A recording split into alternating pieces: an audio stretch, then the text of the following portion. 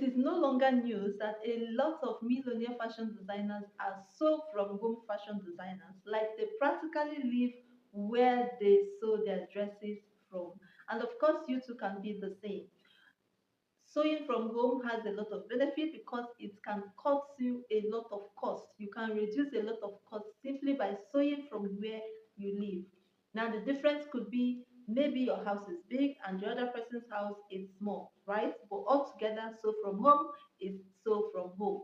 Now, in this video, I'm going to guide you in such a way that you don't get carried away and forget that you're actually into business. Because sewing from home also has its own limitations and distractions. And you need to be careful so that at the end of the day, you realize that you're actually into business, one that is big at that. Don't make this mistake that I'm about to share. If you've not subscribed to this channel, please do so, like, share, and let's get right into it. Now, number one thing I'm going to share with us is whether your house is big, a duplex, a flat, or a single room, no matter how big, no matter how small it is, you are going to treat it like a business. And a business is an entity, meaning that it is a person on its own. So you're going to treat your business like a person on its own, not like a hobby or something that you're just trying to pass away time with. So in this case, what are you going to do? You're going to create a separate space for your business, even if it is in the same room with you. Create a separate space for it. Don't mix it together with everything that you do on a daily basis.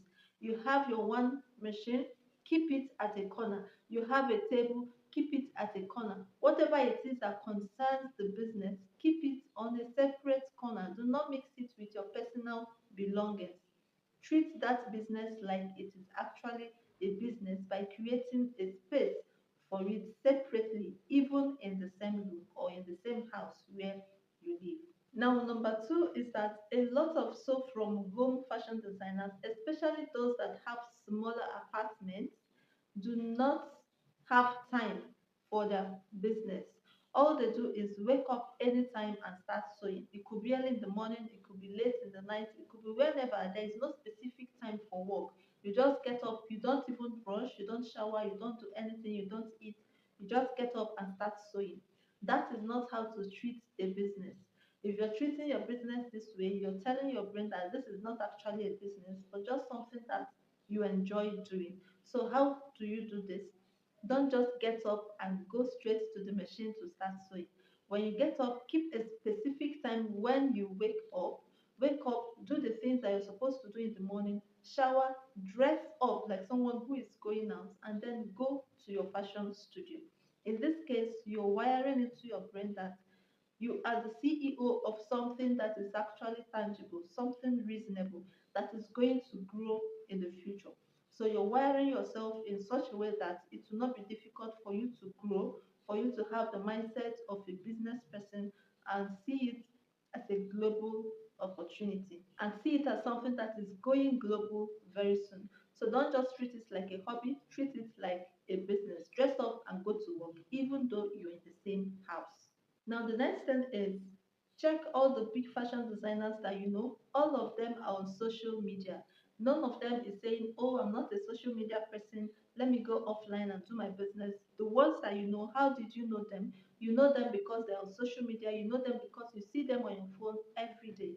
So, sewing from home, your biggest leverage is social media. You cannot run away from it. For your business, you need to create it as a brand. Clear goals for your business, clear branding identity for your business, and come online to market it. Marketing from home, nobody is going to know if your bed is sitting beside you or if your television is beside you. All they see is the pictures and the videos that you upload.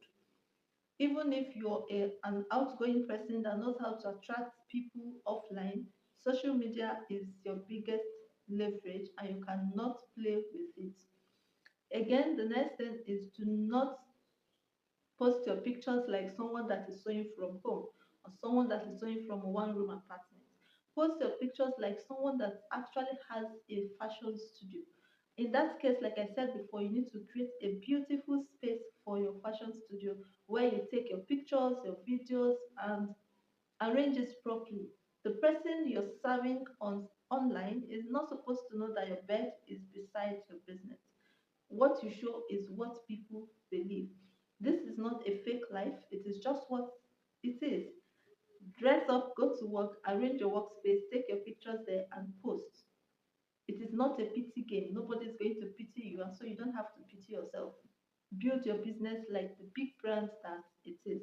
Now, while sewing from home, the next thing is that if you're going to be allowing clients to come to where you are, please learn to tidy up, even if no one is visiting you. But the case that somebody is going to visit you, please tidy up your environment. Make it look like a studio that it is. If possible, carry your phone up. If possible, put everything, most things that you have, into the wardrobe and lock it up so that whoever is coming to see you based on business is coming because this is a business and that is what they need to see. I am not saying you should be ashamed of where you live, but you need to put things in order so that they too can actually take you serious. Why is it that when you're expecting someone, a client, to come for fitting, to drop fabrics and all that, you're cooking? Why are you cooking? Why do you even have to fry? You're making them uncomfortable. You're making them see you less as someone who is not seriously into business. So they have the right to price you anyhow because they don't see it as a business that you owe. They just see it as someone who is just trying to catch up, just to have something doing. So be professional, be reasonable with the business, and make front it in such a way that people are going to respect what you do. Dress up when you're expecting clients. Do not tie wrapper. Do not wear anyhow. Look like someone who is actually into business. By so doing, people are going to respect you and respect what you are doing. I hope this is making sense to you. Now, a lot of fashion designers make the mistake of charging very cheap, even when they sew neatly, sew very well. They charge very cheap because in their mind, I am not in a shop, I am sewing from home, so why should I charge so much? That is a wrong perspective. By the way, you're paying house rent, and that is equally an expensive. Even though sew from home is cutting you a lot of cost, you still have bills that you pay at home, right? So you don't have to charge yourself less, you don't have to see yourself less. Charge what you think you are capable of charging, making sure that your um, items come out neatly and well arranged. It does not limit your price in any way. And if anybody tries to limit your price because you're sewing from home, you already know what to tell the person. It is about the work you do, not just the fact that you're sewing from home or not sewing from a shop. There is a place of shameless marketing. Shameless marketing does not mean that you're going to be dressing like someone that has some kind of mental problem to showcase yourself on social media. Shameless marketing means that you're going to set the camera and talk about everything that you do, talk about yourself, your business, to anybody who cares to listen, not minding what people are going to reason about you, so long as it is your business that you're talking about. Shameless marketing means that you're going to go out even offline and tell people what you do wearing your brand, and be always quick to tell them that you are the one who is making what you wear and you can always make for them. Best shameless marketing is you marketing anytime, anywhere you find yourself, to whoever that cares to listen, not minding what people will say and what people will think. That is shameless marketing because most persons are actually ashamed of what they do. So you who is having a business that is paying your bills, why do you have to be shy or ashamed of telling people what you do? You're a fashion designer. Another thing you need to do while sewing from home is to put systems in place. This might sound like it is just for big people, but it is for anybody at whatever level that you find yourself. Put system in place. Systems are not big. Systems and structures are things that we actually do, knowing when to do them and how to do them so we don't get burned out or mix things up. Just like I said before, you don't just get up and start sewing, or you don't just run on vibes. When you have the energy to sew, you sew. When you don't, you sleep, right? Putting systems in place means that there is time for you to welcome clients and there's time for you not to welcome clients. There's time for taking orders and there's time for delivery. Anybody cannot just come any day to pick up fabrics or drop fabrics, you have to make sure that there is time for everything. You also have to put structures in place to know when to finish each garment and when to submit each garment. You don't just hold on to people's clothes because you were not able to finish. Okay, so you put systems in place to know when to start and when to finish and when to deliver and how to deliver. Those are systems and structures that will help you to keep your business running as a professional business that is going to go global very soon. Also have the mindset that you're not going to remain where you are at this present time. It is not for you to just while away time. You're building something that is going to be big and bigger than you alone.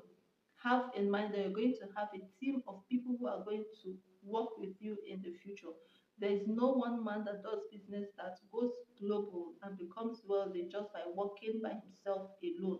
Have that at the back of your mind, that this business is going to acquire people and people are going to work with it and for it, and it is going to grow. So don't have the mind of just a one-man business. Have the mind of that people are coming to work with you very soon, and that is where the systems and structures need to start being in place so that when anybody comes, it is not going to be an issue for both of you. Again, savings is very, very important. So the moment you start having clients, the moment you start seeing money, learn to save. Learn to save. If you need people to work with you, you need money to acquire them. They will not just come for free. You're going to pay them. So, and you're going to equally have machines and equipment that they're going to work with, not your one machine. So savings is very important, no matter how small it is. Put structures in place that will enable you to save as much as possible. Start acquiring other machineries, even if your space is still small. Start acquiring machines because very soon you're going to grow and move to a bigger place that will require more machines and equipment. So it is not too late to start thinking like a global CEO, even though you work from home. I hope all of this makes sense to you. If you've not subscribed to this channel, please do well to do so. In the next video, we're going to talk about so many other important things that every fashion designer and tailor need to know in order to grow global. My name is Justice, and I'll see you in my next video. Bye.